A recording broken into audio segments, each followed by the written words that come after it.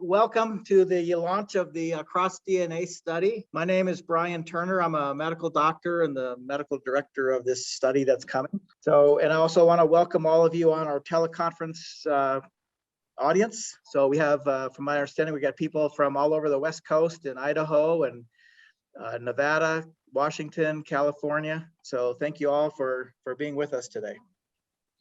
As a matter of housekeeping for those here, if you would please silence your phones because we are recording this thing, that would be appreciated. And if anyone needs to use the restroom, they are just down the hall here to the east as we go through.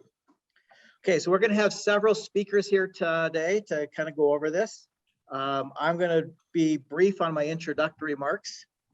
And so we'll start with that. And the fact is, our world is in chaos, and being in chaos, that makes for many opportunities. So when it comes to dementias, Alzheimer's is the most common dementia that we face. So the data that we have from 2021, and this was published in PubMed, is quite alarming. There are 6.2 million patients with Alzheimer's over the age of 65.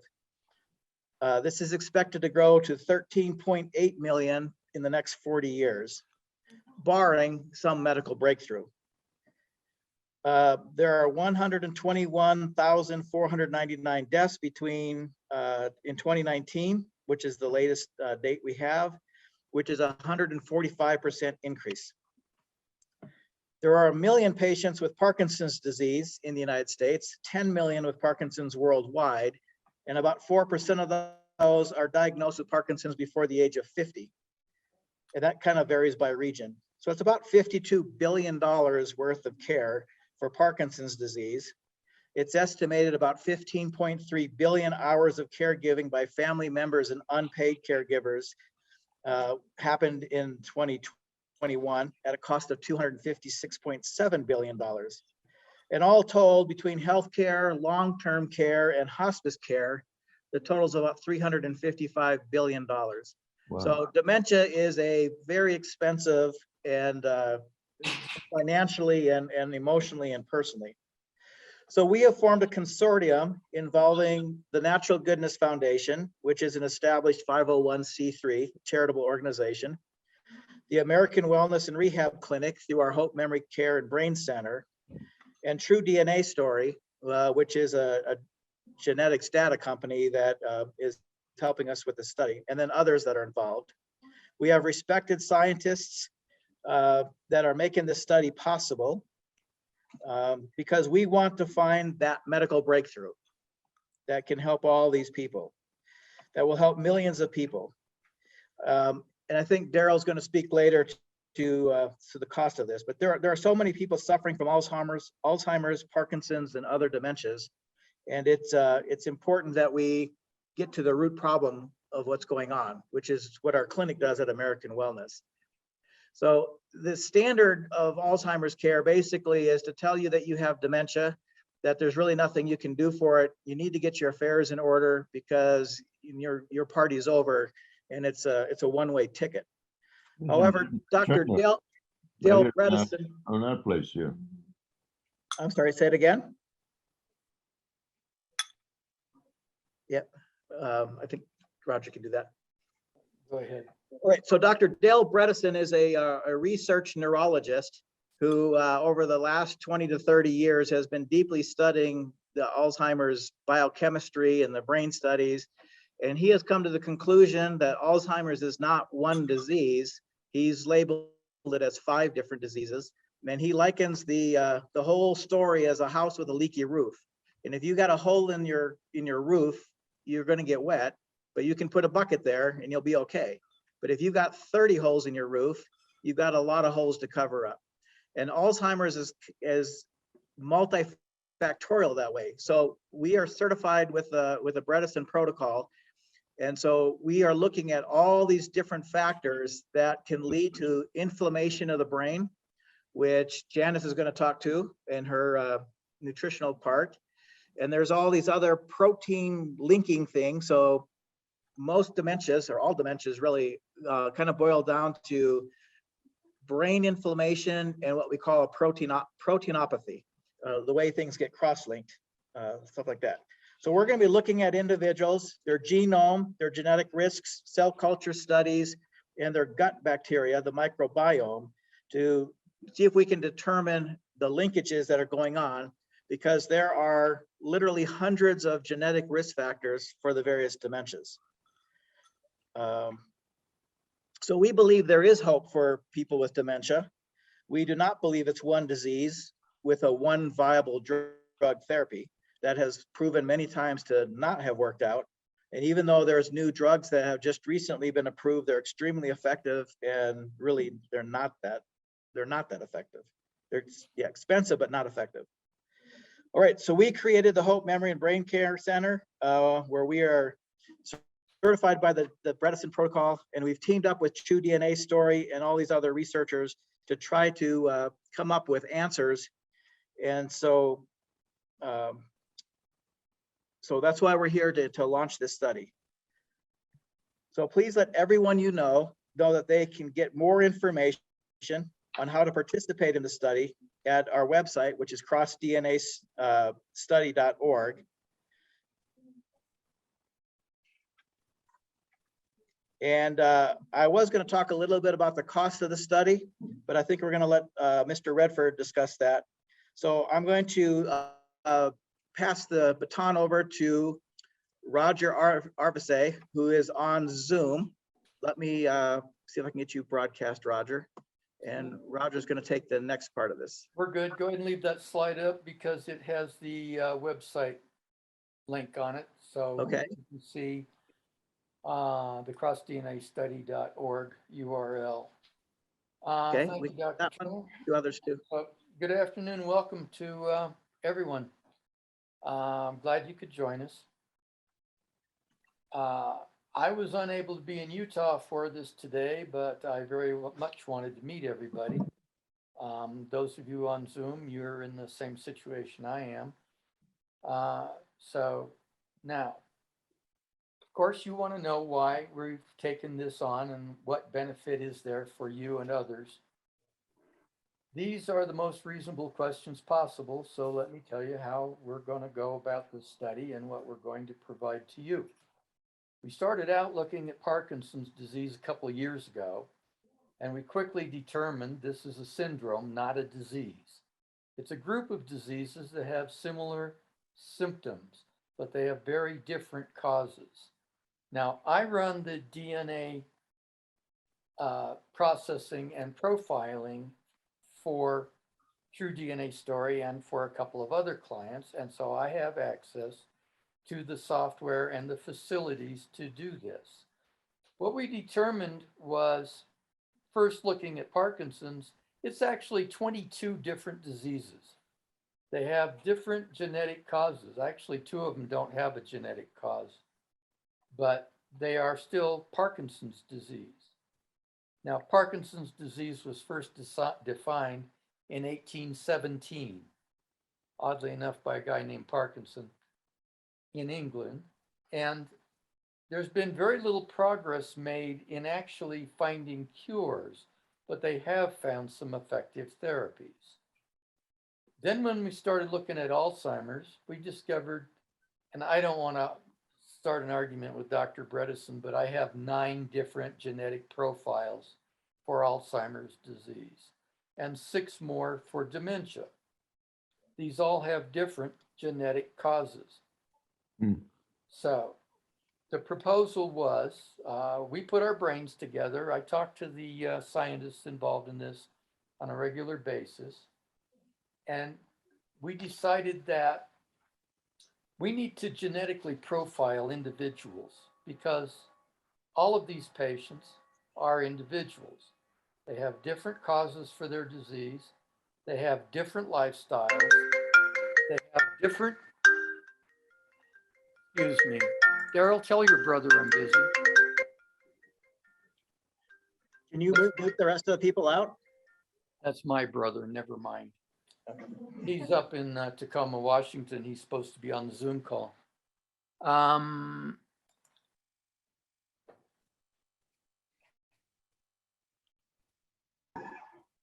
You were at 9 genetic markers for All right. Alzheimer's. And I'm 6 in the red- middle of presentation, Jerry. Go to the cross DNA study and look it up. Yeah. Okay. Bye. Tacoma, Washington is unable to join us. Apparently, the internet service is failing him. Okay, so sorry about the interruption, folks. We have a wide variety of diseases that fall under the umbrella of these syndromes. They all have different genetic causes. I can show this to you, but it really gets boring, so we won't do that right now. So as we got into our long discussions about what could be done to improve the science and medicine around these conditions, we've developed a few solid ideas, and we've actually proven them in real life. We've actually given real benefit to a few of our friends that actually have these conditions. So the next step is to reach out to an audience that's larger and needs the help. So that is to those of you who are dealing with these conditions at present time. Hopefully we had some of these people able to show up in our audience today. We want to explain to them how they benefit. We've looked at our collective abilities, and we've determined that we can approach this problem in an organized manner. And under a charitable organization, we can make it free to the participants. So that's what we've done, and that's how we formed the Cross DNA Study Project. The project is designed to first establish the genetic profile of each study participant, then create a comprehensive disease risk factor profile for each person, and create a report to examine vitamin and mineral absorption for each of you. Daryl Redford's going to address this in his presentation following me. Each individual will get a dietary analysis and recommendations, and Janice McCrady's going to have some words on that. Our partner lab in Ogden, run by Shane Morris, is going to provide us with a full microbiome analysis on each patient. This will show us imbalances in prebiotics, probiotics, and other microbial contents. And then last, he's not really last, but last in this presentation, Ron Torres has a lab where we're going to do some blood work on individuals to determine various factors in the peripheral blood cells and the blood serum and other areas there. So we'll get protein and enzyme balances and some other information. We're going to take all of this information and feed it back to each of the patients. Everybody is going to see all of the information that we develop. First, we're going to give it to the patients that we develop it for and their doctors so that they can benefit from it immediately. We're going to share it with other scientific organizations. Anybody that wants to discuss it with us is welcome to reach out to us at contact@crossdnastudy.org.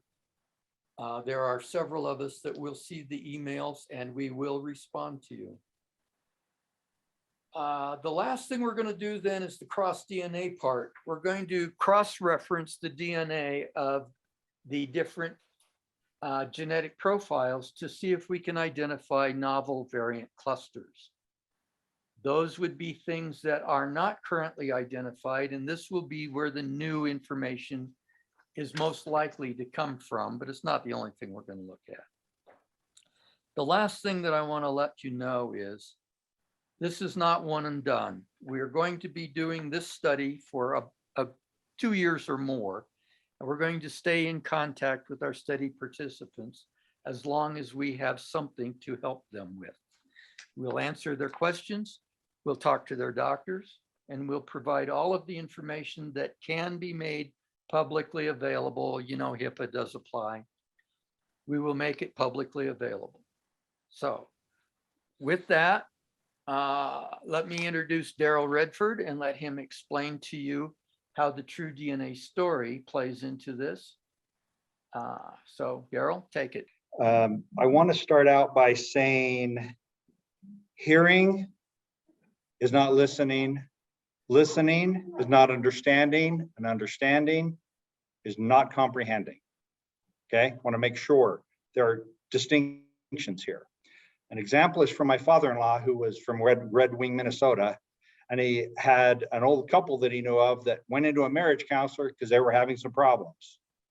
And the husband was hearing what was going on, but he wasn't really listening. So he tried to get the attention of the husband, said, okay, let's see if we can make you understand. Your wife needs attention. She needs love. She needs time. And he says, okay, yeah, I hear what you're saying. So, no, you're not getting this. So he grabs the wife, lifts her out of the chair, holds her hand, gives her a big embrace, starts caressing her hair. And the husband's looking at him like, okay, I see, all right.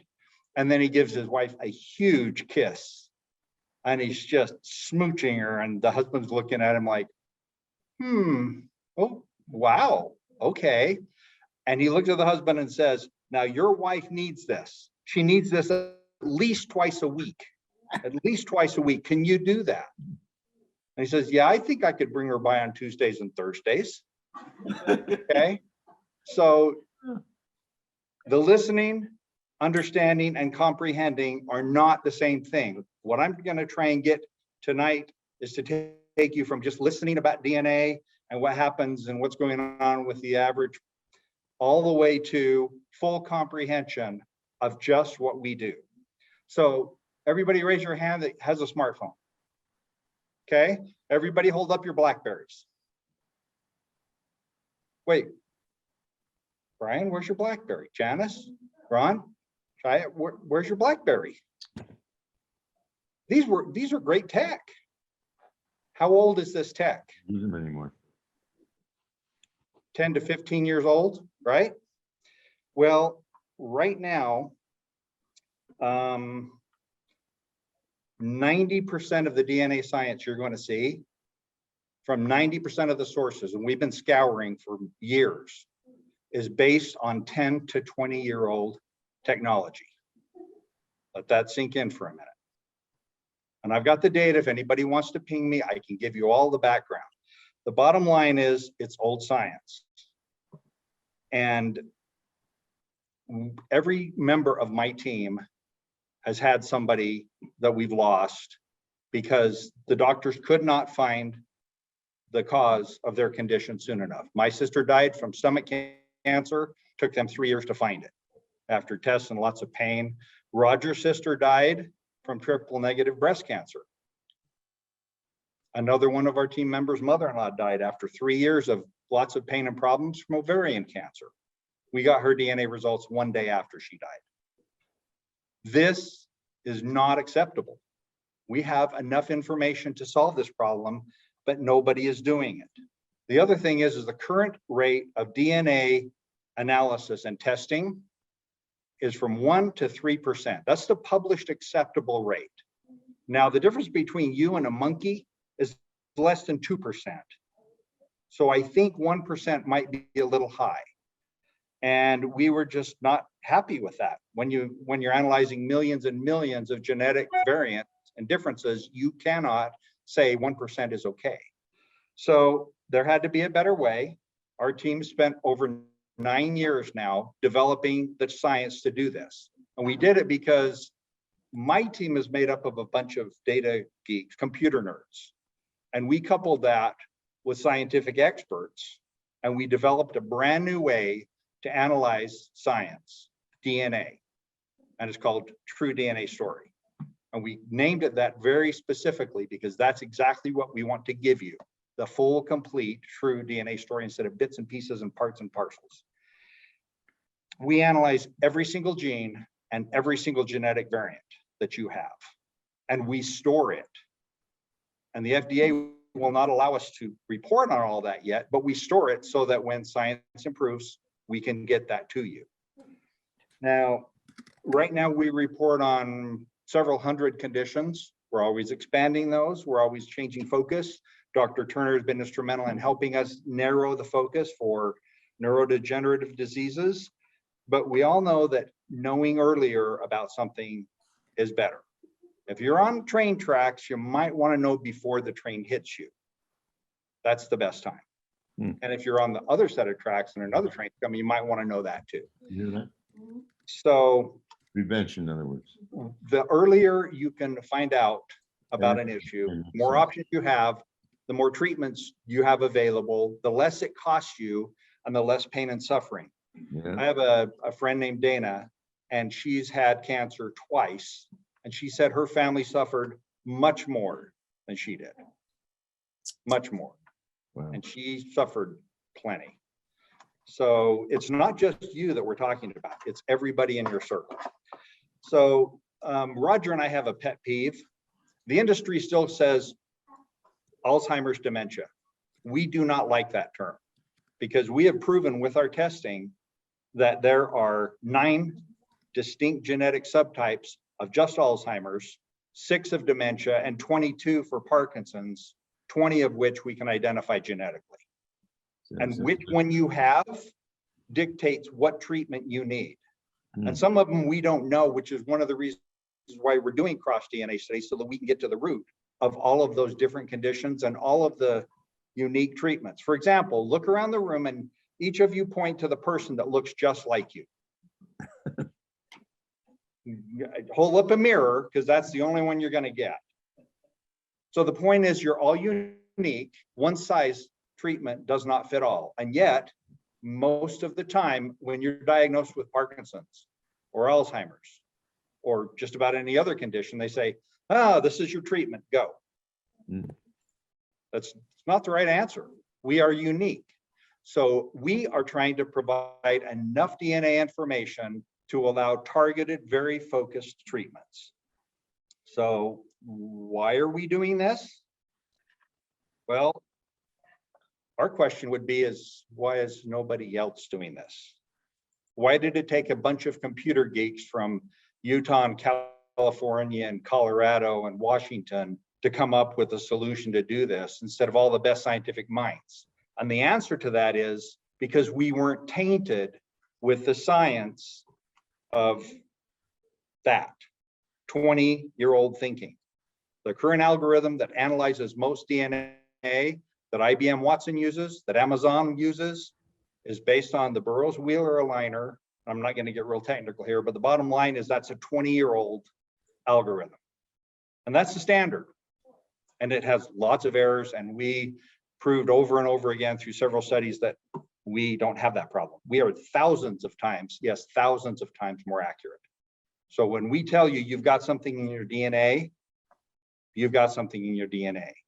And Dr. Turner, they've been able to actually use this on some of his patients to help guide treatment, which is exactly where we want to go.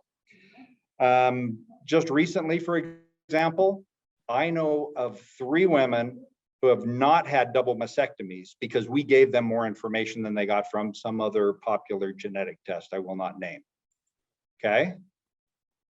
We also saved 3 misdiagnoses that we know of and at least 1 life by giving proper genetic information with our tests. And it's actually 1 test, but a whole bunch of conditions. True DNA Story is a lifelong guide. It's not a one and done. We constantly are updating and comparing and looking at new science. And because we store all your data, when a new breakthrough comes through, we just send you an email and say, you've got new data. Go look at your reports, see what's changed. And we also take feedback. We've actually added about 80 new conditions in the last year based on client feedback. We don't call them consumers. We don't like consumers. We like clients or family members. We're leaning more towards family members. And unfortunately, Ron and Janice and Ann and Brian they're into the family side of life, and they know that I'm the weird duckling in the mix, but they still talk to me. But we cover all major cancers, 90% of them, major medical conditions. We do allergies. Now we are polishing off the vitamin and mineral absorption. And Janice is going to be key to that because the food you eat is amazing. It can actually help you only if you're eating the right food. But if you're eating the right food for your body and getting the right vitamins and minerals. For example, I found out I don't process salt. Roger just told me that in my test last week. I'm a guinea pig. And vitamin B12 is also a problem for me, which means I have more stomach acid. Okay, I didn't know that growing up. I do now. But these are the kind of things that we're verifying and validating and want to make available. Now, most studies, if you go look up a study, a drug study, a trial, the average cost per participant is $20,000 to $40,000 per participant. Now, we think a lot of that money is because the entire entourage heads to Geneva or Cape Town, South Africa, and stays in a 5-star resort several times during the study. But the whole management team of cross-DNA study, they're not taking a salary out of this. They're doing this free, pro bono, because we want results. And everybody that I know that is involved in this is taking a cut and their normal rates to also get to the root. We've also already got some findings. We can't publish them yet because we need more validation, but we're going to be publishing stuff in just a few months. It's going to be upsetting some people. Let's just put it that way. So it's simple. There's a kit. It's a cheek swab. We don't need to draw blood. And I got a question for you. Hey, Ron, see this book? I've got this book. It's the DNA data. Randomly pick 3 pages out of that and tear them out. Pick your 3 pages. There's 1. Go ahead, just rip it out. Oh, that was 2. You cheated. Okay, 1 more. Now, is that 2? Oh, I think that's true. okay, 1 more. You get 1 more. Okay, there you go. All right, everybody. Here's the DNA data. If your DNA data is represented by about 1,000 pages, the average DNA report on the market is going to give you 3 pages. And they're going to tell you decisions. They're going to recommend things against that. This is what we do. We got the data to prove it. Anybody wants to ping us, we can get that to you. But the bottom line is we need this study fast, and we're not going to take years to get results. We've already got some results. We need more people to participate, and we need more people to donate, and it is tax write-off, full 501c3. But there's a reason why we say, know your story, change your life. That is our whole goal. And if anybody has any quick questions, anybody else? Christina usually has a question, or Jerry, but that's all I have to say. I could go on for 3 hours, but I'm not going to bore you. Yes. Good. All right, thank you. All right, so next up we have Janice McCready, and I'm gonna get her slide set going here. All right, so We're good. That took a minute, but we're good. We got Janice this figured McCready out. is a registered dietitian who is going to teach us all about superfoods and how to put anti-inflammatories into our brain. Thank you. Okay. So are you ready to supercharge your brain with better nutrition? Okay, that is what we're going to talk about today. And I am trying to get to the next slide. Let's see. All right. Okay, here we go. Imagine if you let your children or your grandchildren go to a toy store where some toys are completely safe, some toys are moderately safe, and other toys are completely dangerous. As you know, this really would be unacceptable, but you need to understand that this is exactly what you get when you go to the grocery store. Some of the food we have available to us in the grocery store is completely dangerous. So today, something is telling me to reboot over here, guys. Here, okay, I got it. All right, got it. Today, we're going to talk about how to make some smart choices when you go to the grocery store or when you're making food choices, and why you want to choose some of the foods that might be available, and why you might not want to choose others. But first of all, Unfortunately, most think of our digestive system as just a big pipe, and food and drink go in, and that's about all. But the intestinal tract has its own personal nervous system. It's generally known as the enteric nervous system, and it is linked to our central nervous system by the vagus nerve. Because the intestines hold such a large amount of neurons, scientists sometimes dub it as the second brain. And there's microbes there that send chemical messages that affect the cells along the vagus nerve, and it sends responses from the gut to the brain and vice versa. And this is called the gut-brain axis. It exists bilaterally, carrying sensory messages to and from the brain, influencing stress levels, immune function, brain function, mood, and more. An imbalance in the number of microbes and the kind of microbes in your gut and the diversity of them can be a real problem with this axis. If you have an imbalance in your microbes in your gut, it can lead to a permeated gut. With that can lead to inflammation. That inflammation is going to trigger an immune response, which then might lead to a greater permeated gut. And it becomes a vicious cycle of inflammation that can lead to chronic inflammation. Chronic inflammation occurs when the immune system is chronically set to on, and it lasts for prolonged periods of time. You can think of chronic inflammation like a forest fire that never goes out. Eventually, disease starts to develop due to a tired, worn out immune system. If the immune system is on high alert for an extended period of time, it can cause serious damage to your heart, your brain, and other organs throughout your body. Chronic inflammation, it can be persistent. It is different than when, say, you get a paper cut and it's on your finger and your finger hurts and it's red and it's inflamed. That is acute inflammation. You notice it, but chronic inflammation can go unnoticed for prolonged periods of time, even for years and years. And it can lead to many diseases. The specific disease that you might get depends on several factors. It's in part dependent on your genetic makeup. It's in part dependent on the types of exposures that you've had. And it's in part dependent on the composition of your microbiome in your gut. So chronic inflammation can lead to some autoimmune disorders such as celiac disease or type 1 diabetes.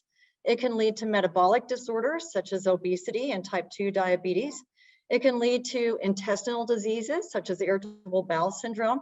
And it can lead to neuroinflammatory diseases such as autism, chronic fatigue, Parkinson's disease, Alzheimer's and dementia and depression.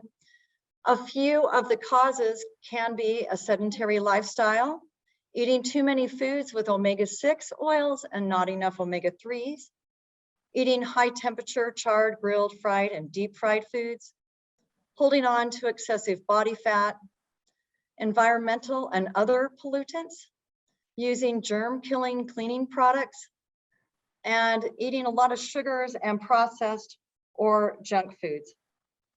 A few common signs of chronic inflammation are constipation, memory problems. You might have dry, scaly skin, rough skin. You might have a cough. You might get headaches. It might be joint pain or stiffness, puffiness and dark circles under the eyes, and many more, including the diagnosis of several diseases. Neuroinflammation leads to the degeneration of pathways to the brain, which can lead to all of the neurological issues that I've mentioned. So most disorders and diseases, they start with an inflamed gut. So what are some things that we can do? How do we quench the chronic inflammation, support the microbiome, and return to a state of healing? So I'm going to give you a few ideas, some simple things that you can do, that you can be in charge of. And the first one that I want to talk about is to regularly consider eating fermented and cultured foods. This is probably the easiest and most effective and least expensive way to make a significant impact on your gut microbiome. Include fermented foods such as fresh pickles that you might find in the refrigerated section of the grocery store, along with fresh sauerkraut, kimchi, other vegetables that are fermented. You might be drinking kefir water or even the kombucha that you can find in the grocery stores. Here in the United States, our culture has really gotten away from eating fermented foods, and fermented foods have been eaten anciently forever by human beings. And we need to be better about including them in our day-to-day meals. And then also along with that, it's really easy to take probiotic supplements that can seed your gut and help build the correct flora that you may need. So a few other things. Consider eating a little bit lower protein diet. Meatless meals on some days, eating fish on occasion. Drink only purified water. The chlorine in the water wreaks havoc on the microbiome. Your gut doesn't really like that. Also, and this is important, food is medicine, but processed food is poison. So if your food looks a little bit like what you see on the screen behind that X, the beige food, that's processed food, and that can be detrimental to your health. So another thing to consider is not just that you have the microbiome in your gut, but what does your microbiome like to eat? So this is sometimes referred to as prebiotics, but where can you find them in your food? The microbiome flourishes on the fiber we consume, especially in vegetables. And the vegetables that the microbiome likes best are asparagus, kale, spinach, peas, broccoli, artichokes. Your microbiome also likes onions, garlic, leeks, and shallots, among others, non-starchy vegetables that are high in fiber. You want to focus on fresh foods, ideally organic. Avoid as many processed foods as you possibly can. So also with fruit, here's some smart fruit choices. Consider organic apples to feed your microbiome. Your microbiome loves the fiber from apples. And then also eat berries. They're high in antioxidants, and those help to fight the chronic inflammation. Along with these foods, you want to consider increasing your healthy fat consumption. Examples of healthy fat are going to be grass-fed butter, ghee, coconut, avocados, nuts and seeds, extra virgin olive oil. Healthy fats help stabilize the glucose levels in the blood and feed the brain. Omega-3 is a very important kind of fatty acid for brain health. Omega-3 oil is beneficial against neuroinflammation. So you want to get more of that in your diet. So where are you going to find omega-3 oils in your diet? Well, animal sources are mackerel, herring, sardines, salmon, and trout. And plant sources, where you can find it, are flax, chia, and hemp seeds, walnuts, lentils, and spinach. So researchers have found that there are also some culinary herbs and spices that have an effect on the composition of the microbiome. Here's a spice here. Does anyone recognize that? Turmeric, absolutely. So there's several herbs and spices that can be beneficial, but turmeric has been greatly studied for the benefits on the brain, the digestive tract, how it improves the inflammatory response in the body. So in America, we don't tend to eat tons and tons of turmeric, but my suggestion to you is to add as much turmeric as possible into your meals. Even if you're turning things yellow, if you have a sauce, put turmeric in it, a salad dressing, sprinkle it on your food. Just put it everywhere you possibly can. See if you can turn your food yellow. See if you can turn your body yellow with turmeric. It'll be very good for your brain health, for your digestive health, and to reduce that inflammation. So to summarize what I've talked about briefly here, is good gut flora composition is important to maintain good brain health and to reduce chronic inflammation. Eating a healthy diet of unprocessed food, High fiber fresh vegetables and fruit and fermented vegetables is paramount to building good gut flora. Use turmeric to support healthy gut flora and help eliminate chronic inflammation. And of course, drink plenty of pure, clean water. So does anybody have any questions for me?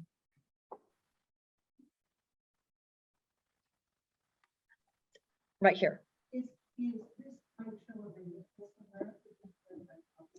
Oh, this is my slideshow. I'm not really sure. I don't have, I mean, I just took it. Are you? Okay. Thank you for answering that, Daryl. Okay, so there will be a link on the crossdnastudy.org website for, okay, great. All right, and then. My question was, you have a lot of foods up there. What about recipes? Combining that food into something you eat. Absolutely. So today I've made the coconut chia pudding with blueberries on top, and the recipe is right there for you. And I'm happy to give all kinds of simple recipes. It's something that I do. It's easy for me. Okay, so Daryl Redford says that the chia coconut pudding is really good and you all should have some. Wonderful. Any other questions? Okay, I can't see the Zoom if there's. If anybody on Zoom has a question, I have everybody muted. All you have to do is click the button to ask to be unmuted, and I'll let you in to ask your question. Okay. Okay, next I think we're going to have Dr. Shane Morris. But Shane, let me see if I can help figure out how to get the slides up. Because you should be. Roger. There's Roger. Board. I think that's you here, right? You can see it now. Fantastic. Okay, here's Dr. Morris. Right, we ready? So most of us would agree that the brain is a pretty important organ. I mean, we all we're built out of, we all understand our genetics. We have our genetic makeup, which then builds us in utero into our brain, our bones, our heart, our lungs, etc. And that's all, we're all made out of essentially 99% of the same DNA. And yet we develop uniqueness, clearly. And this uniqueness is valued by each of us. As we look around the room, we can see that each of us not only has a unique look or behavior or personality, we also have a unique set of desires and passions and motivations, etc. However, what if I told you that your decisions, your cravings, your ability to find love were not dictated by your brain or your own genetics? In the last decade, we've discovered a brand new organ called the microbiome. And that organ is about 3 pounds in weight. And it's comprised of invisible cells called the microbiota. And there are 4 classes of organisms in that microbiota, the main being bacteria, fungi, viruses, and parasites. And although we think of those all as scary things, we've spent the last 100 years trying to kill the microbiota. And we've successfully accomplished that. We have a number of examples of what we call extinction events, where if you go and find yourself in Papua New Guinea, the Amerasians, the Amerindians, into really isolated tribes, their microbiota is about 14,000 times more diverse than someone in an industrialized nation. What has that done to us? Well, you've heard about chronic diseases, chronic inflammation, autoimmune. When you look at these areas of the globe that they haven't had the chronic exposure to toxins, antibiotics, which start at birth, by the way. If you, many doctors will give you an antibiotic because they're worried about strep B. And now they recommend it. But there's also a massive increase of what we call cesarean births. And both of those right from the beginning change the microbiota. And now we're spending the rest of our time wondering why we have what we call industrialized epidemics. And those epidemics are essentially changing how we live, how we behave, and what our age does to us. This is something that I think you guys are all here to not only want to understand, but to change, to do something about it. And we can start in the younger people. They have the greatest chance of a long, healthy, happy, thriving life. But that doesn't mean that elderly don't have the same opportunities. Because the microbiome is an organ now, and it's just as critical. If you wipe out the microbiome, your chance of survival is no better than if you wipe out your spleen, your liver, you take out your lungs, or excise your brain. The microbiome is critical to our existence. And we spent the last decade studying what it means to have a healthy microbiome, what the difference is between a healthy microbiome and a diseased microbiome. And not only do we need to consider what we eat, we have to consider what the individual players are and what they do. Because again, our genetics do not change very rapidly. It could take many, many thousands of years to evolve a change in your genes. You can change the microbiome in months. If I were to take this group and feed you all a strict vegetarian diet, your microbiome would look entirely different 3 months from now than it does today. If I switch you to a carnivore diet, I would switch it to an entirely different microbiome. Does that have an impact on your health? Absolutely. Does it change the diversity? Absolutely. In those studies that we've been involved in, we can identify players that are better at metabolizing meat, better at metabolizing herbs, better at metabolizing vegetable fibers, or what we call oligosaccharides. There's a place for each and every one of those, but there clearly is a problem when we shift our microbiome into what's called an unhealthy state. If I were to take and consistently limit your ability to learn, cover your eyes, cover your ears, cover you in a bubble so that you had no sensory to the outside world, your brain would atrophy. Our microbiome is atrophying, and the consequences are dire. Today, we're going to talk about the consequences of what we call brain-related syndromes, diseases, inflammation. I don't care what term you use, it's here and it's here to stay, and we have to deal with it because it's an increasingly challenging problem, not only for medicine, but for all of our financial burdens that it's going to also bring upon us in the near future. So what does that look like? We have tools. So my objectives today are going to be simple. Quickly define the microbiome gut-brain axis. You were briefly introduced to the gut-brain axis, and the gut-brain axis is our second brain. Our second brain is about the size of a dog's brain. The enteric nervous system has about 200 million neurons. And you have to ask yourself, and it was first identified in the 1700s. And they said, why is there this giant nerve bundle going from the brainstem to essentially the gut? What's it doing there? Well, we easily say, well, it controls peristalsis, it controls various functions in the gut, but that must be the end of the story. When in fact, the gut-brain axis, or the vagal nerve, including all the enteric nervous system, its major function is to link your brain to the millions, trillions of microbes in your gut. That's the purpose of that enteric nervous system. And we've really delved into that to understand why in the world do we have so much dedicated to the gut? Why is the gut the source of all disease? And for many, many, many centuries, whether you look at traditional Chinese medicine, Ayurvedic medicine, they've always linked our gut to disease. However, now we have the tools, both genetically speaking and biochemically speaking, to understand what that concept means. You've all heard of gut instinct. How many of you have said, well, what's your gut instinct on this? Do I love this person? Do I hate this person? Do I love to ski? Do I hate to ski? What does your gut tell you? The reason that's such a powerful quotation is because the number of organisms communicating to your brain, sending chemicals like neurotransmitters, hormones, small molecules. They metabolize the herbs you eat, the food you eat. It's not necessarily strictly the composition of the microbiome, it's what it's making. I can easily give you a microbiome that produces nothing from toxins from good food. If I fed you broccoli, carrots, salmon, but I gave you the wrong bugs, you're converting those into toxins, not healthy metabolites.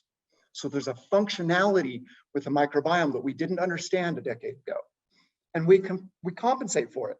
The microbiome of a healthy person in Europe could look entirely different from the healthy microbiome of someone in South America. But because of the functionality of the microbiome, they're both healthy, they're both producing amazing metabolites that are triggering sensors in the brain. They're getting rid of these plaques that we see. There's actually an organism that I'll show you in a second that creates a version of an amyloid plaque, but it's produced by the gut microbiome.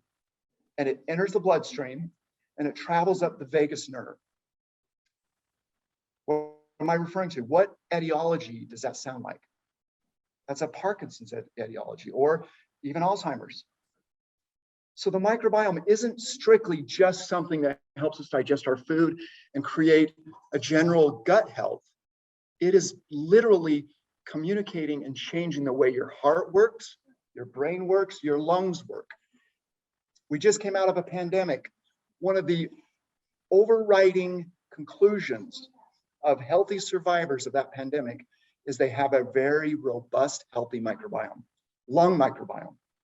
How interesting is that? The organisms in your lung protect you from organisms that want to get into your lungs. And that's come out of China, Europe, Asia, other parts of Asia like India.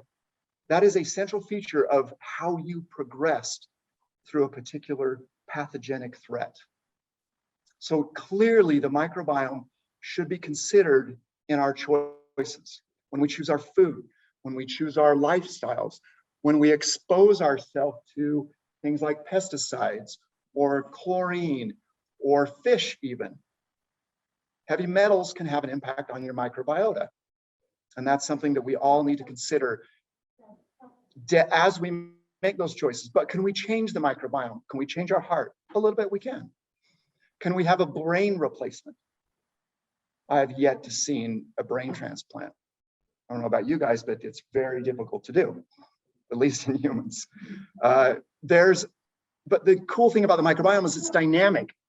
It can be changed, and it doesn't take much to change the microbiota. Before I do that, though, let's look at some of the things that have been associated with the microbiome. Hey, it's not showing up here. Is it showing to you guys? No, the slide has not changed. All right, I've been advancing slides, you guys, and you're not seeing. Nope, still not seeing. Yeah. Let's see. I tell you what, Shane, if you go on with your presentation, we'll put your I'm slides. going to go on with the presentation without it. We'll put your slides up on the website, and everybody Right. that wants to go through them is welcome to it. So let's circle back to the importance of the microbiota. The microbiota is not only an organ that we can now see as indispensable, it has now been implicated in the following conditions. And there's comorbidities. Anybody that works with people that have some form of a brain challenge, it's called a challenge, syndrome, inflammation, what have you, disease. We have Parkinson's, depression, anxiety, schizophrenia, Alzheimer's, bipolar disorder, anxiety, stress, autism, PTSD, and there are others. The comorbidities, in almost all cases, not 100%, but in almost all cases, the comorbidities are IBS, IBD, Crohn's disease, dysbiosis, SIBO, reflux, diarrhea, pathogens. Many pathogens have invaded these people that wouldn't normally be there. They're sometimes related to traumatic injuries that change the way the gut works. A brain injury can change the way the enteric nervous system functions, which then allows the microbiome to change. It's a very coordinated, beautifully dynamic system between the brain and the gut. And it has a freeway called the vagal nerve that allows information to transfer incredibly fast, dynamically. And when you're transferring bad information from one of these systems to the other, the other system's going to take the impact, without question. Now, clinical research is expanding in this area, which tells us that we can do things about this. This isn't the end of the game. We now have more information than we've ever had to deal with it. Now, you guys can't see my slides, but there's a number of pubs. I want to refer to the gastrointestinal and liver physiology. Not only have we identified the linkage between the gut-brain microbiome axis, there have been a number of studies done both in mice and now in humans where we've looked at a diseased person, it's called disease, I know it's not great terminology for everybody, and a healthy. And then you look at their microbiome and the functioning, the biochemistry of the enteric nervous system, and we can identify organisms that create a benefit and also conversely identify organisms that seem to be imparting disease traits through their toxins, the way they metabolize the food and what they turn them into. A few drugs on the market now, just leaving phase 1 clinical trials. One of them is called Parabacteroides, and the other one is called Mesosphere. These are 2 bacteria that are going to be launched in about a year as a anti-Parkinson's drug. And it's strictly a 2-bug system. We want to go well beyond that. We know that 2 bugs is not going to change the entire dynamic of the gut-brain axis. So we've spent time looking at all of the organisms, and we use the same technology that we do for human DNA to identify organisms that are beneficial to humans and organisms that aren't. Where do we start? We've heard about fermented foods, probiotics. That's a good place to start. They typically deliver what we call a probiotic that has its origins in the dairy industry or in the non or transient organisms. These are organisms that we eat. They benefit us temporarily. They can produce things like antibacterials. They can produce metabolites we want, like short chain fatty acids, but they're transient. They're not meant to live in us. The next step, what we call next generation probiotics and prebiotics, are targeting organisms that we find in us. They don't like to live out of us. We only transfer them through our intimate contact with each other. Moms feeding babies or toddlers, breast milk transfers them. We get them through our relationships, through intimate contact. They can't live outside the body for very long at all. These are next generation. These are human-based organisms. And they're going to be the organisms that transform the microbiota permanently, not temporarily. You still need to feed them. You still need to pick a healthy diet full of these types of prebiotics, but we can cater that now. We can look at people's genetics and their microbiota, and some people that have a microbiota that doesn't process things like the sulfur-containing compounds in the brassica family, whether it be the cruciferous vegetables, the broccoli, the asparagus. You shift that to a different type of food, allowing them to improve their microbiota on a personalized level. This is the next personalized way to handle it. Similar to the DNA, true DNA story, we can start personalizing the microbiota to match the DNA. And not to go into it today, because again, I could go on forever, your genes dictate your microbiota. We can look at genetic composition of a human and predict which organisms they will attract to their GI system.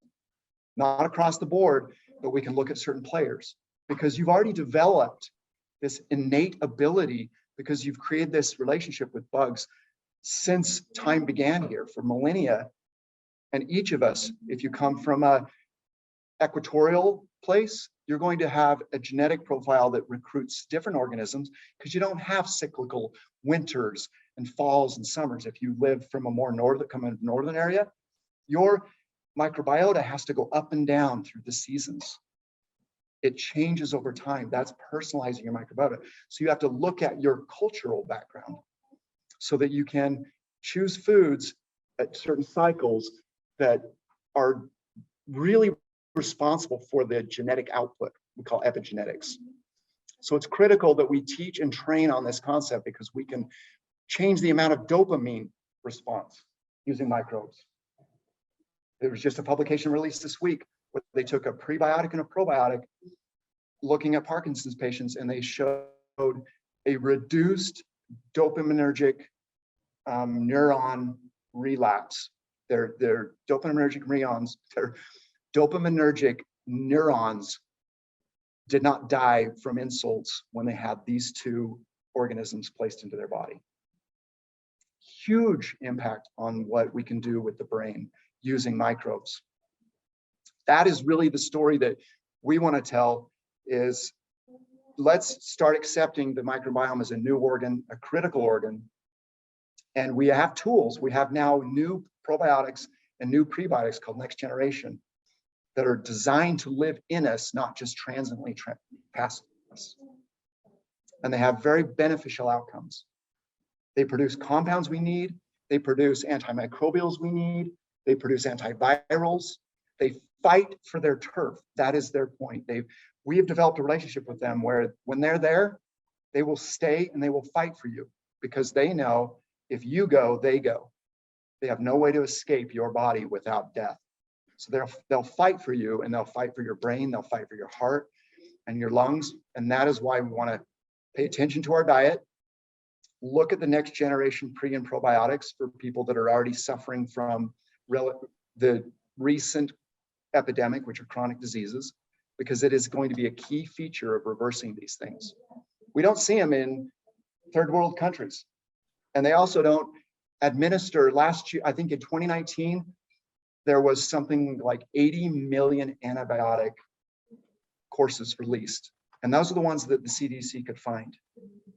80 million antibiotic courses. We're killing bugs. We don't see bifidobacterium infantis in babies anymore. You go to a third world country, it's the first bug that colonizes the baby. In America, it's non-existent in new moms. They've lost it. And it's the only one that will consume breast milk. Breast milk, all the carbs in breast milk will not made for the baby, they're made for the microbiome. You can't digest breast milk as a baby. It's only the microbiome that digests the carbs or the complex carbs in breast milk. That is our story, and that's what we want to get people thinking about and doing something about. And we can reintroduce B. infantis into moms, by the way. That's something you definitely want to do.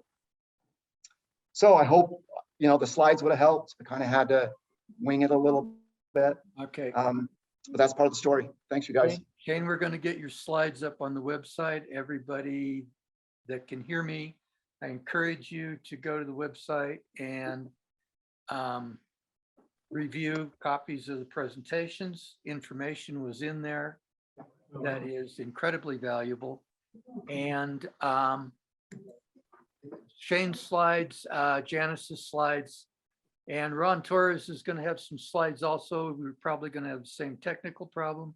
His slides will also be up on the website by this weekend. So please check back often, keep tabs on us. There will also be new information. As you can tell, everybody has information to contribute. And all of the information that we develop will be published on the website on a regular, ongoing basis. So stay in touch with us. Okay. So Shane had, there's one question for Shane here in the house. Good. How long after we get the DNA results to you, can you use it to tie in your microbiome and have some sort of a solution to help? We're probably right now, let's be realistic. Right now, we're working out all the DNA, all the human DNA. Yeah. As soon as we're done with that, we're going to jump right into the microbiome DNA. We've got the AI written for the human, so on our side, and then we're going to use that to launch us into the microbe. So we're probably about 12 months out to get the microbe and the human done and cross-talking. The data. And in the meantime, we're running small clinical studies on the human-based probiotics and prebiotics that we currently have, because we've spent the last 10 years growing them. It's not a simple task. I was just at a conference, and P&G, Procter & Gamble, are trying to grow them. And he stood up in the audience, or on the podium, and he said, "We would like to have these X organisms and 3 of them are for the brain. The parabacteroides, the Faecobacterium. We have those, we can get those in quantity. And that's where we're gonna start. And those are enormously beneficial to the brain health from the gut. Those have been studied fairly actively in academia, but no one's been able to grow Yeah.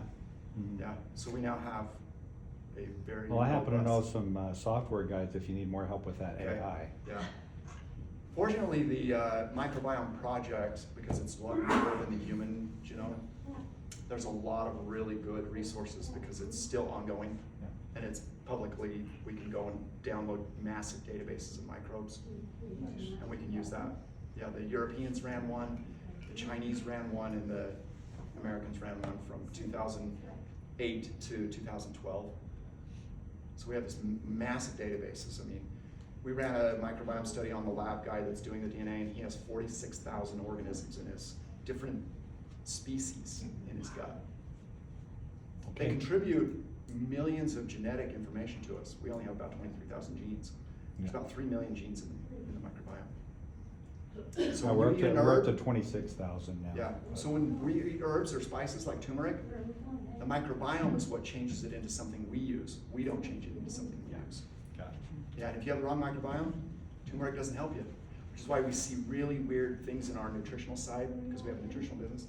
We see people that respond to a nutritional formula. We see other people fail. And it's their microbiome that dictates whether they're succeeding or failing. And that's gonna be a new thing in the drug world too, by the way. So anybody that here that's on the MD side, there are drugs like the SSRIs that are antimicrobial. So people that are on SSRIs for decades, it wipes out their microbiome. And that's a new thing that's starting to emerge in the pharma world, where they're gonna have to change the way they think about clinical studies. Because they're hurting the bugs that make dopamine or epinephrine and that kind of thing. So yes, we will have that out. I hate to say it's about a year out though. I'm trying to be conservative. I'm hoping it's before that. Okay. But yeah, but keep eating healthy in the meantime.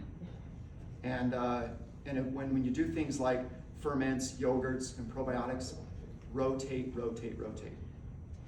Just like I would never tell you to be on a keto diet for more than a month, or a carnivore diet, or a vegetarian diet. Rotation is king, because it switches things up.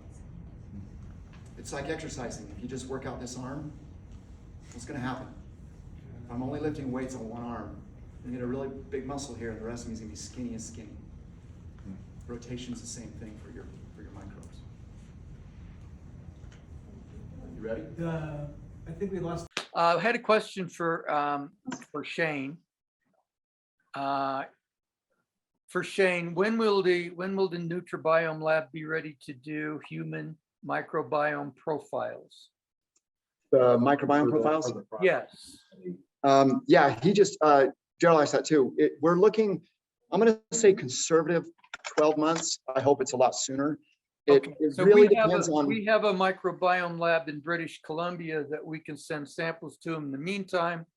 And if you and Derek can do the analysis on them, we can deliver service to people immediately. Yeah, and we analyzed 6 different microbiome testing companies, Mhm. and we found one that gives good data, which is sad if you think about it.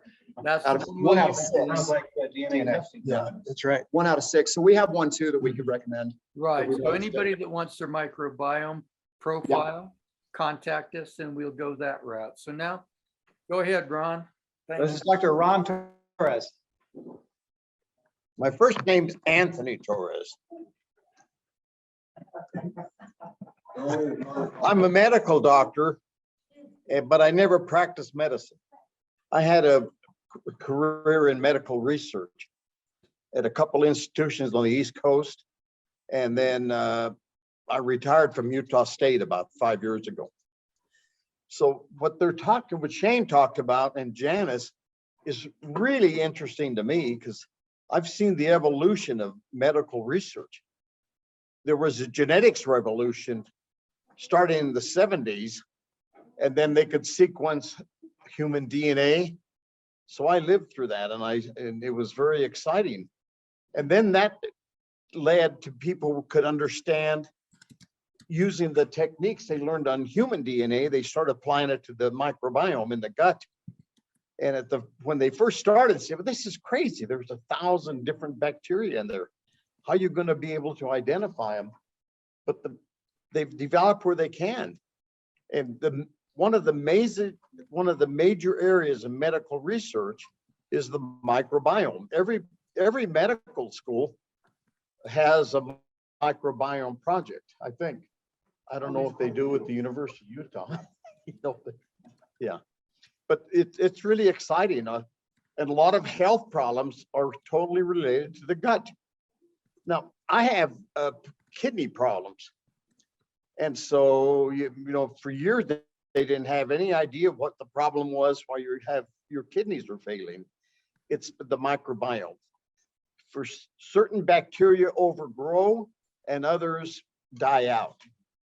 And these ones that overgrow make toxins that are hard on the kidneys. And they also get into the skin and make a lot of itching and irritation. And that's a microbiome. And just like there's 2 companies now that are selling bacteria for chronic kidney disease. One is in San Francisco and one is in Pennsylvania. So, I ordered both of those right away. So I'm taking these bacteria, hoping that'll help with the kidney problems. So, but anyway, let's get on to what I've prepared my slides for. We have the best surgeons in the world, I think. And they've done a fantastic job. The way surgery, like if you need a knee replacement now, they do a CAT scan on you, and then they make a knee that's very similar to yours. And so when they put it in a person, it is much less traumatic. We have the best pharmaceutical companies in the world, but there's been a problem with that. Is we seem to think we're going to make a very powerful medicine to cure every disease.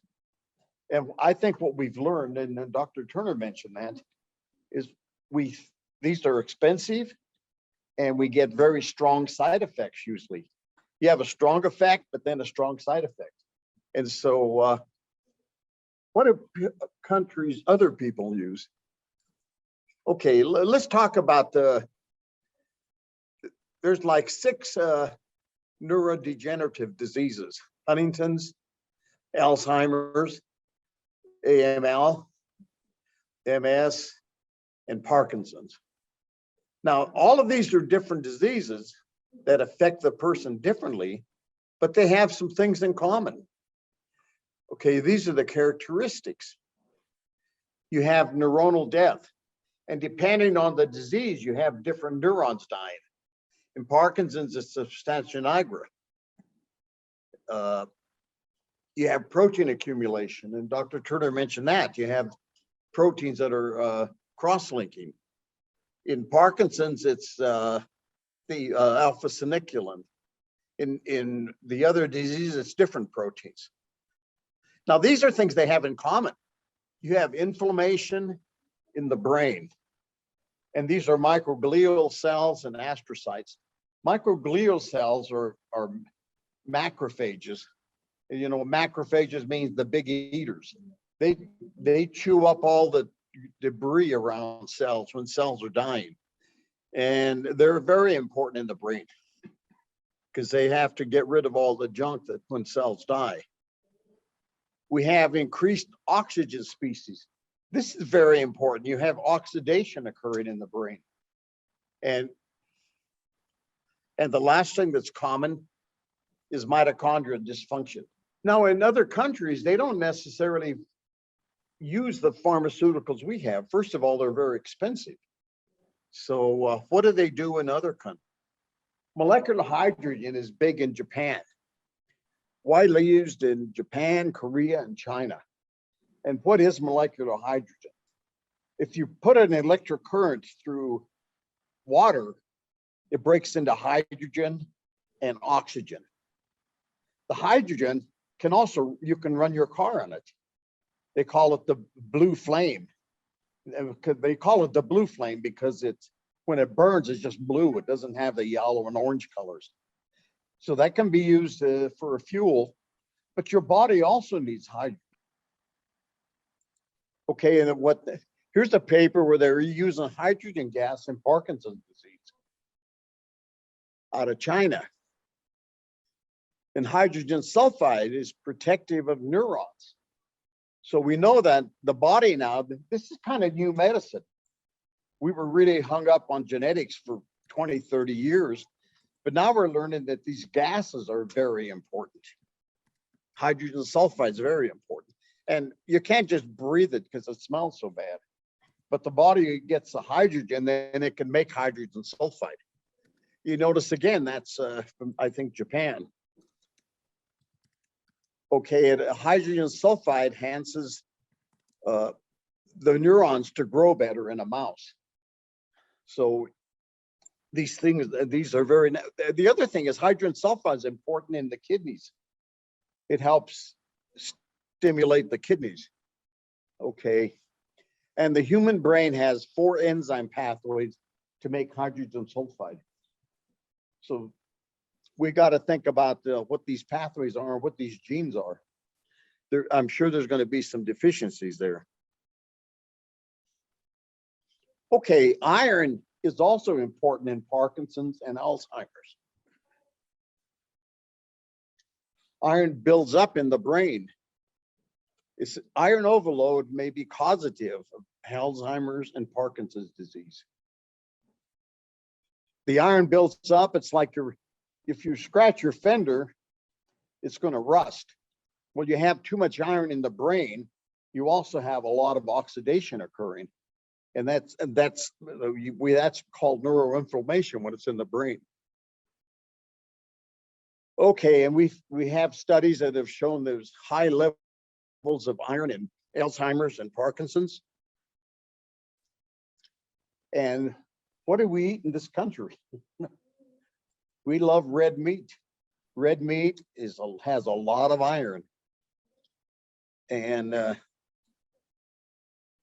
India has about 1/6 as much Parkinson's on an age. So if they look at the same age group, there's much less Parkinson's.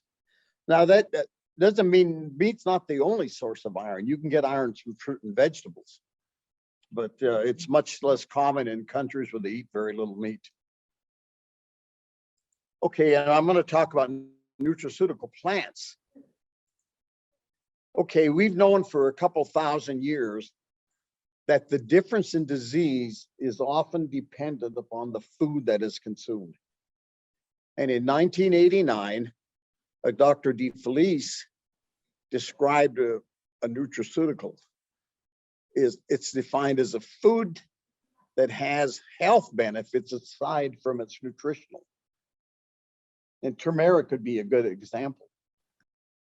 Okay, and here's another very recent paper published last year. You may notice these papers all of these papers are from countries outside the United States. Japan, Spain, South America, Italy. They don't fund this kind of research that much in this country. They fund a little, but not very much. So this was from, I think, from Turkey. The main author was from Turkey. But if there were several other authors from different countries. Okay, he says the nutraceutical effect. These are something that comes from a food. Anti-inflammatory, antioxidant, protects neurons. Okay, mitochondria homeostasis, and the formation of new neurons. And we mentioned that you see a lot of this with the hydrogen gas. So in Japan, there's like 1,000 papers published on hydrogen gas, very few in this country. Lower toxicity. So the nutraceuticals don't have the high toxicity of pharmaceutical drugs. And then and that means they can be used as pharmaceuticals. So they don't have to be either or, you can use them both. Okay, they said nutraceuticals are an attractive option Okay, and what do they call a nutraceutical? Well, but these are some of the things they're looking at: blueberries, resveratrol from wine, curcumin from turmeric, alpha lipoic acid, astaxanthin, ginseng. So these are various vitamins. There's another thing that most people don't think about on vitamins.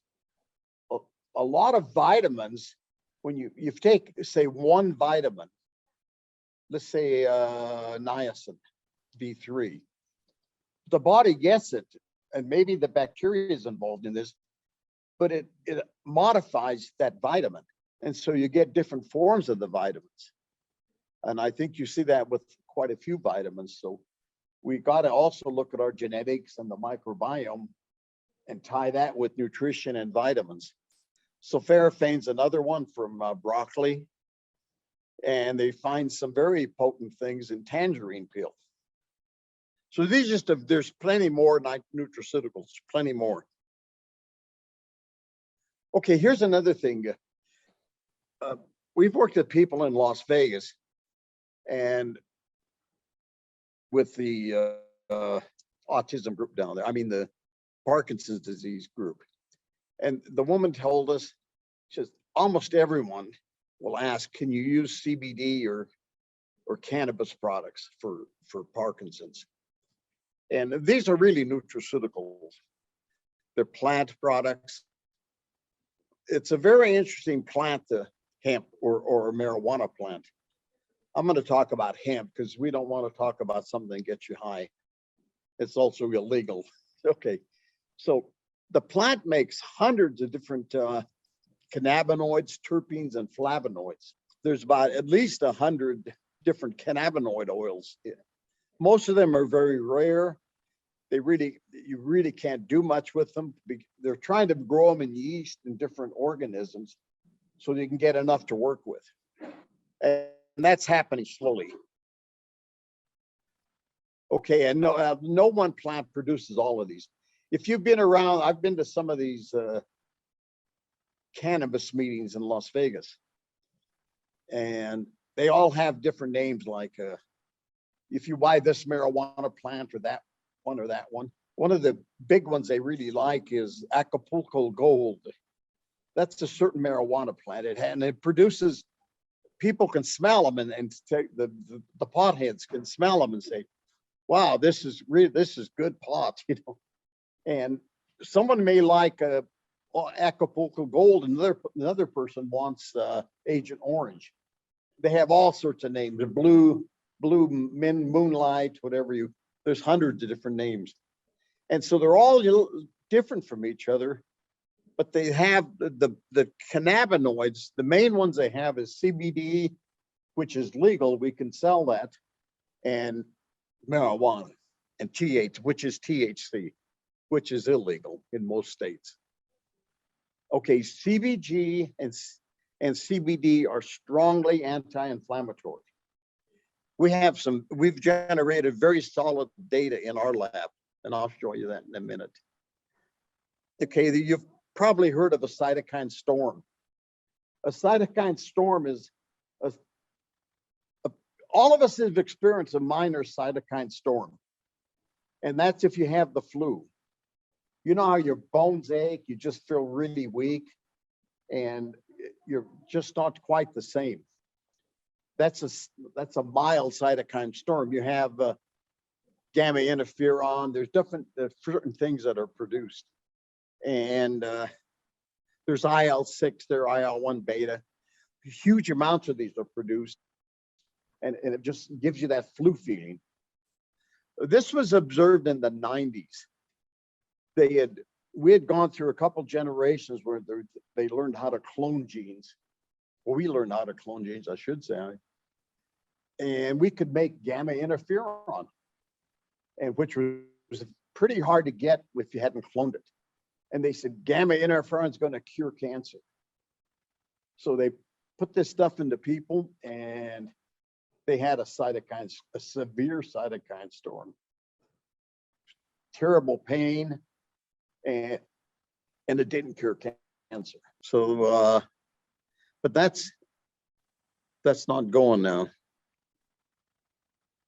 Well, let me just say, we've done experiments where we get human peripheral blood lymphocytes and mononuclear cells.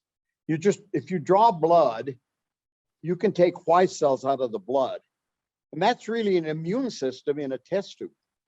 You can do some very sophisticated experiments just with lymphocytes out of blood. And you get, say, out of 10 mils of blood, you get 50 billion white cells. You can do real experiments with that.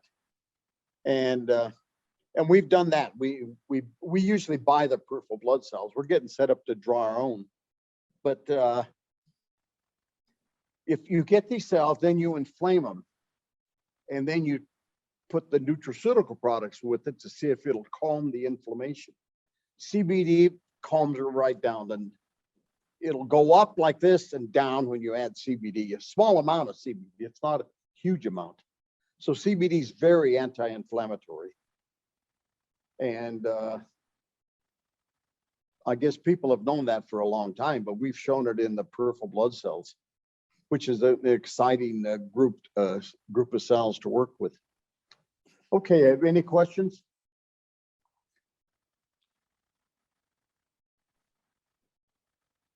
Okay. Thank you, Dr. Chris. Okay, so I think we can start to wrap it up. I got a couple more slides I wanted to show you. Hang on a second. We've got a participant that has raised their hand. Okay, Dennis, Debbie, Hi. you want to unmute? Go ahead. Yeah, I just had a question on the CBD. Is it as effective if it's THC free? Is that as effective in terms of being anti-inflammatory? yeah, so CBD alone is anti-inflammatory. There are certain conditions that need a certain percentage of THC to be more effective, and other conditions need less THC and more CBD, but that's getting into the medical realm of cannabis. Yeah, there's so many types of CBD mixtures. We've worked with purified CBD, so we have a baseline. Okay, thank you. Okay. Right. Okay, so through all of this conference, we're hoping you're seeing a glimpse of everything that is available in terms of individualizing therapy and finding mechanisms to delineate all the different nuances of these neurodegenerative diseases. So whether it's the genetics, whether it's the microbiome, we didn't even get into talking about cell culture. So we have all these different aspects. So the real question really is for our audience is, how can you get involved? So one is, if you have a neurodegenerative disease and you think you may qualify for the study, get in touch with us because we want you in the study. If you know anybody who may qualify for the study, get in touch with us because we want to get them involved with the study. If you have any money you can donate, it is a charitable donation through this study because of the foundation of this.